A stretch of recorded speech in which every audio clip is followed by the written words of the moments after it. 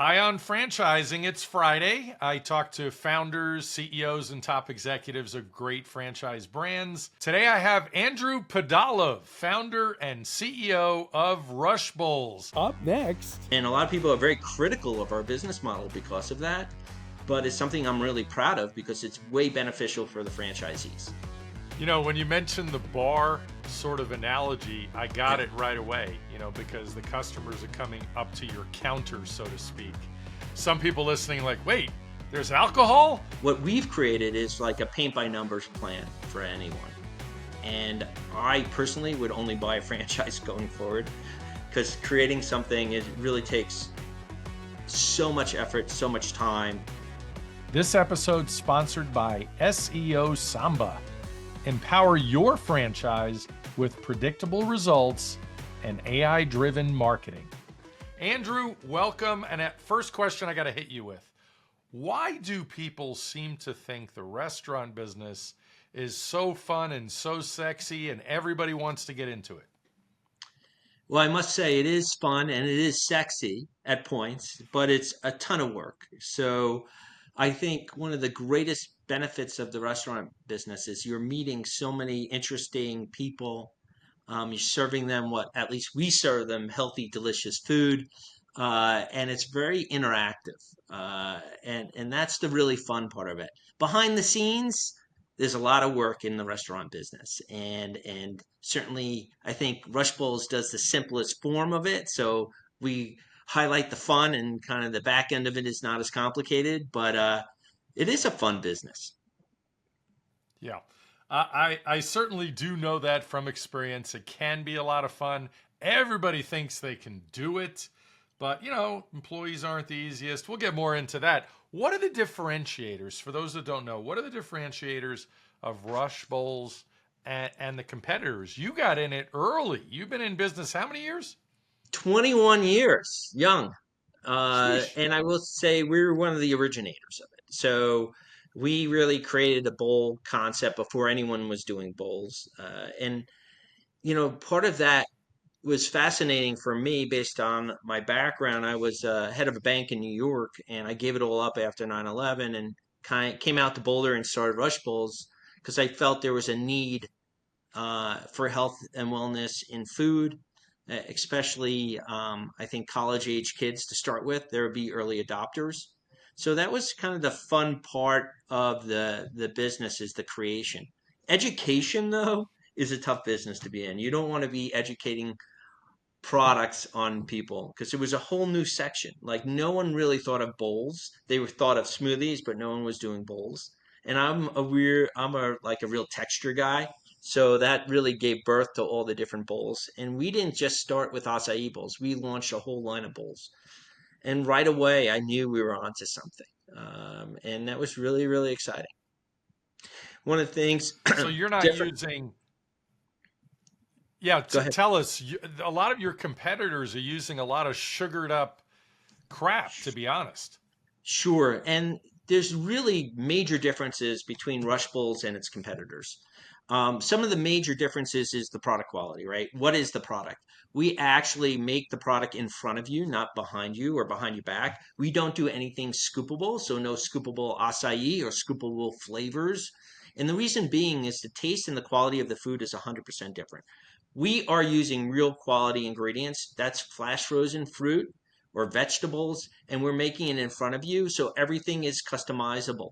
You have an allergy, we can not use that product. If a company is using a scoopable, which most of them, if not all of them, do, there's all sorts of sugar stabilizers and junk in those scoopable products. We take actual acai and we blend it with fruit, or we'll do matcha with fruit, or we'll do all these different things to your liking. So if you have an allergy, I'm allergic to, um, I have allergic to almost anything. I'm allergic to nuts. I'm allergic to gluten. I'm allergic to this. We can make anything you want, however you want it. So by providing pure, clean ingredients and nothing pre-made, this affords you the opportunity to truly eat healthy and what you want. Almost no one else can do that because everything's pre-made bases. And the reason they do that is simple because that way they just scoop a pile of pre-made stuff and they put it in and they put fruit on top. So there's a huge differential on this. And yeah, easier for certainly the product quality is it's easier to make, but the quality of the product and the amount of calories and sugar, basically our product is a third of everyone else's because we don't put that junk in there. Great to So hear. it's a So, huge what is difference. your favorite bowl? Oh, my favorite, I have a few. Our number one seller is the Beach Bowl, which is pure guava juice, which juice in general is really hard to get 100% pure juice. We do. Guava juice, mango, banana, and acai, topped with organic hemp granola that we use, a touch of honey, and from fresh strawberries. And that's really delicious. Again, the customer can have, one of the things we do is we grind our own peanut butter. So in store. So a lot of people like the beach bowl with fresh ground peanut butter on top. Or they want peanut butter and we make a jam from with the thickener is chia seeds. So they can have that as a jam on it with that bowl. It's really scrumptious and everyone loves it. I love it. I also love the founder favorite, which you got to check it out. But it's similar type of thing, a little more has soy, basically whatever milk you want. So I like it with soy milk or oat milk. So you got to check it out. Get me hungry. So, you are a founder, CEO, still super active in your business all these years later as you expand to different states. What is really the biggest benefit? There's a lot of private equity and venture capital in the world of franchising. You are leading your own company. There's no venture capital, there's no private equity. What are those benefits to franchise owners? Well, I'm in it with them and for them, right? I think if you're at a stage, and certainly there's a lot of companies that private equity and VC firms that reach out to us, but I mean they want to turn it for bucks, right? So they want to, for instance, like Apply has been sold 3 times, 2 or 3 times already, right? So a lot of these businesses they're bought and sold to get a return after 2 years, and they have to try and get that return after 2 years to sell it again, almost like a pyramid scheme in a little, I'm not saying it is, but it's kind of like that. I own the company because I really care about our partners, our franchisees. I care about the direction of the company. And generally, founder led companies have a real vision on where they see the company going. They're not in it for the quick buck. And listen, I think there's a lot of good PE firms and VC firms, but there are a significant amount that they have their own investors that they have to get a return to, and it's all about the return. It's not about the actually franchisees. And one thing we even put our money where our mouth is. Most of these companies charge for equipment or food, and our franchisees, if there's a rebate on equipment or food, they get it. I don't get it, nor is it a profit center for us. And a lot of people are very critical of our business model because of that, but it's something I'm really proud of because it's way beneficial for the franchisees.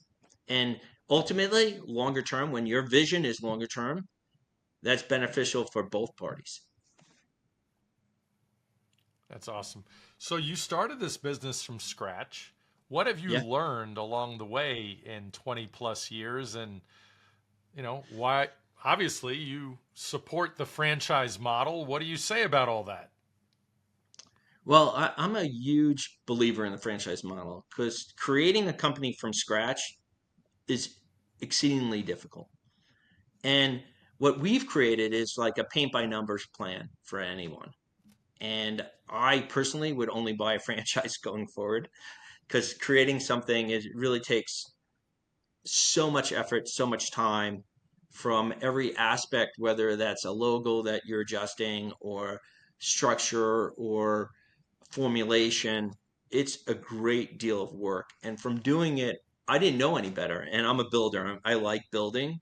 But once I built it to where we are, and I'm constantly obviously adding things, but it's exceedingly difficult to create something from nothing. That's why the franchise model is so wonderful because it really gives you a blueprint And for us, it's paint by numbers. Like if you do these things, you're really going to have a high likelihood of success, right? Follow the script, and those people that follow the script do well, right? So it's something that I fervently believe in, and I think that's the way to do a business model. You're talking about people that are doing well. You have quite a few franchisees that own multiple units, multiple Mhm. stores. They're continuing to expand. Talk about the qualities of those top franchisees. What do they have that maybe separate them from franchisees that don't perform as well? You know, and as you do it more and more, you really see those qualities lay out, and you get better at picking partners actually too. But they're self-motivated in their communities. So one thing as a franchisor, we set you up with the playbook, but you got to get out in your local community, and you got to really be part of that community. And the franchisees that have the most success are the ones that, whether it's them or employees, they're active in their local community. They're doing things in their local community. They're promoting the brand in their local community. So that's the new normal. Um, that is the number one differential. I have super successful business people in that are franchisees.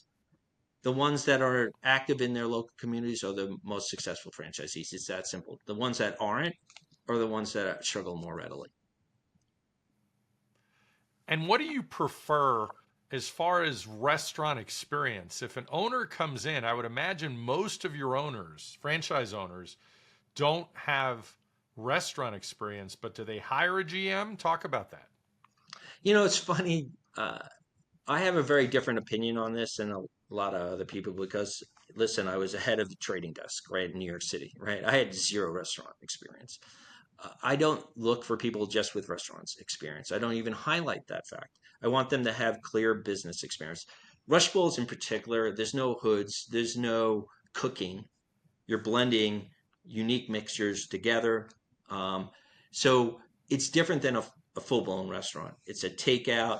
You know, you have basically bartenders serving healthy food. So it's a much simpler business model than a full blown restaurant with a front of the house, back of the house. It's really front of the house only, right? There's a little back of the house, but mostly front of the house. So I don't think it's imperative that they have restaurant experience, but I do think it's imperative that they have strong business experience and that they are comfortable reaching out into the community, whether it's them, whether it's employees. We generally don't have general managers. The store's unique from our competitors, also smaller square footage. So, you know, we're 300 square feet to 1,200 square feet with a, 800 to 1,000 or 700 to 1,000 is a sweet spot. And then you really take out is 30 to 60% of our business, right? So it's kind of a different business model than your generic restaurant business. So I think people that are smart, people that have good business acumen, and people that are social within the community and can get out into the community would be the certainly the people we look for. You know, when you mentioned the bar sort of analogy, I got Yeah, it right away, because the customers are coming up to your counter, so to speak. Some people listening, like, wait, there's alcohol? Well, no, there's no alcohol, but it's that similar format where the bartender is essentially putting on that show right behind the counter, asking you what you would like, and you're building a bowl for them and things like that, right? for sure. No alcohol during business hours, obviously. But in all seriousness, no alcohol. You're really focused on health and wellness, and our product really sets itself apart in that. Again, with that, we're not preachy though. So if someone wants Nutella on top of their healthy product, God bless, right? It's a free world. We're happy to give you whatever you want.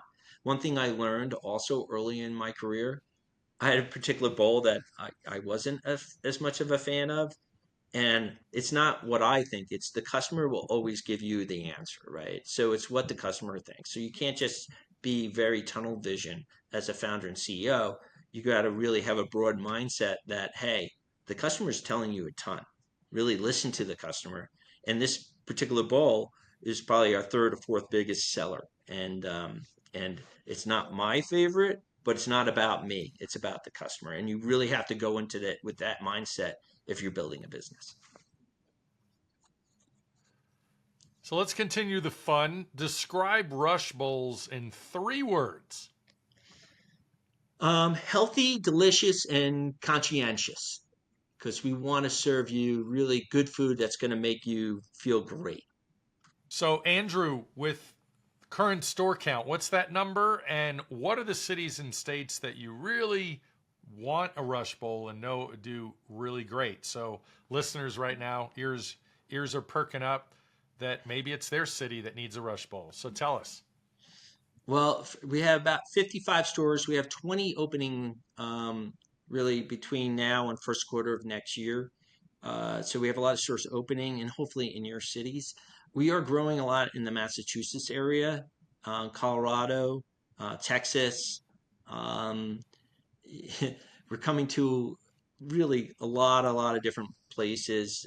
We just recently opened in Sioux City, among other places. Sometimes it's not just health and wellness focused, it's other communities that are ill served by their products and they need health and wellness.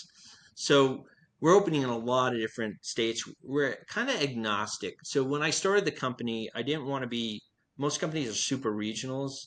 Um, and that's the way most companies grow. I didn't want to do that. I actually understood distribution really well, and I could get the product almost anywhere. So we're really open to opening in different communities that that may not be well served, or even communities that people haven't really paid attention to. So we're always happy to open almost anywhere. But we have like centers, like Colorado is center, Massachusetts is becoming one. We're expanding in New Jersey. We're growing in certain areas around the country, especially California, which we have a good foothold, and we're expanding there pretty aggressively.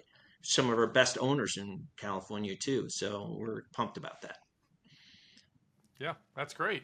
So regarding our listeners that are potential first time business owners, give them some advice.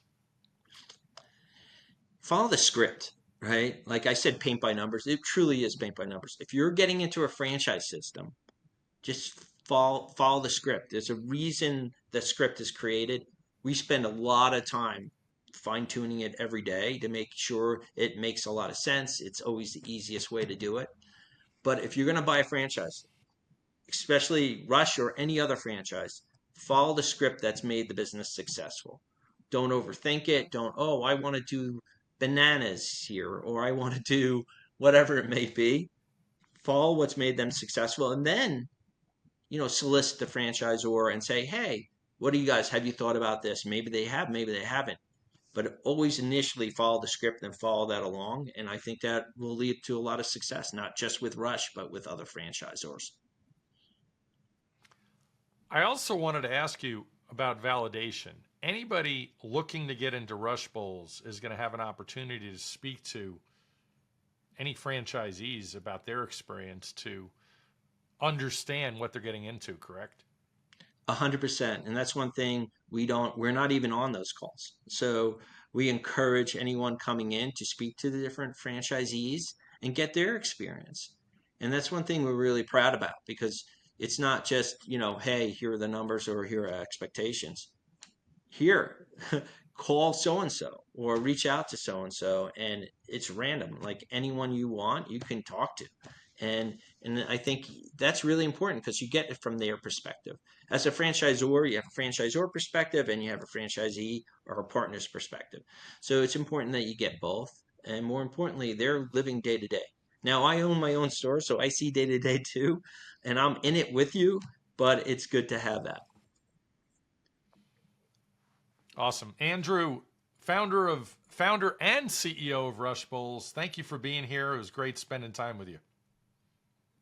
Lance, always nice to see you, and thank you for having me on your show. My pleasure. If you're ready to talk about franchise opportunities, hit the link below to schedule a call. My services are free, and don't forget to like, comment, and subscribe. Thanks for listening.